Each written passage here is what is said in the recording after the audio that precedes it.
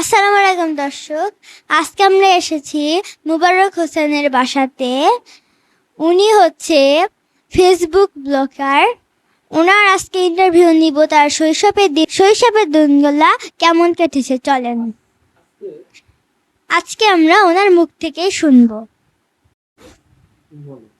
আসসালামু আলাইকুম, মুবারক হোসেন, আপনি কেমন আছেন? ওয়ালাইকুম সালাম ওয়া রাহমাতুল্লাহ। আলহামদুলিল্লাহ, আমি ভালো আছি। আপনি কেমন আছেন? আলহামদুলিল্লাহ, আমিও ভালো আছি।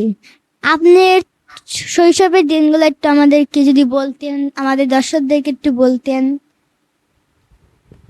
আচ্ছা, আসলে আমাদের শৈশবটা কেটেছে এখনকার যুগের শৈশবের মতন নয়।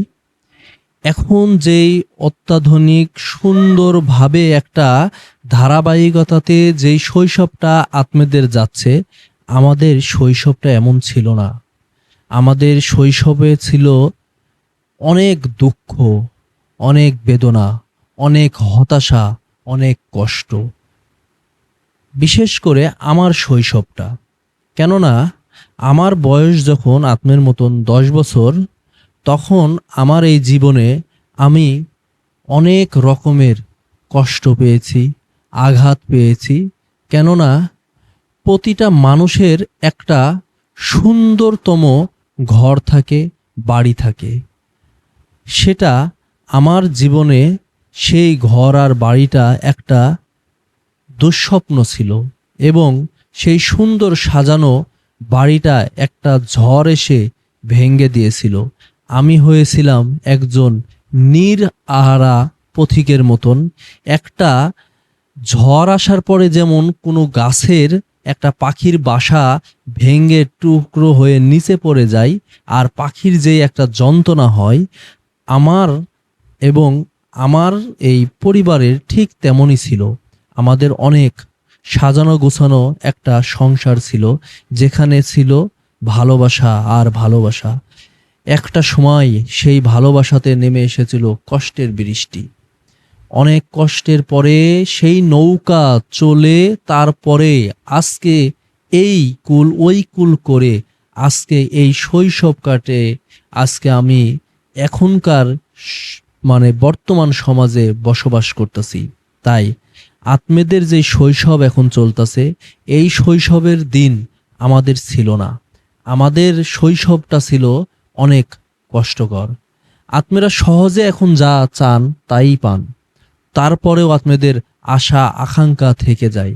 আমাদের শৈশবে এত অত্যাধুনিক ছিল না। আমাদের শৈশবে তেমন কোনো কিছুই ছিল না। আমরা সাধারণ মাটির খেলনা দিয়েই খেলে গেছি, সাধারণ পাতালতা দিয়েই খেলে গেছি। আর আত্মেদের শৈশবে এখন আত্মেদের লাগে অ্যান্ড্রয়েড ফোন, এরপরে আইফোন, এরপরে ট্যাব, এরকম অনেক কিছুই লাগে। তাই শৈশব নিয়ে বলতে গেলে এখন সারা রাত্রেও শেষ হবে না। তাই অল্পর মধ্যেই বলি যে আমাদের দিন শৈশবগুলো যেভাবে চলে গেল, আত্মেদের শৈশবগুলান এখন কিভাবে যেন চলে এলো।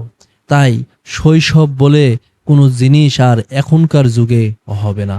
তাই বলবো শৈশব শৈশব শৈশব সময় নদীর স্রোতের মতন একবার চলে গেলে আর ফিরে পাওয়া যায় না।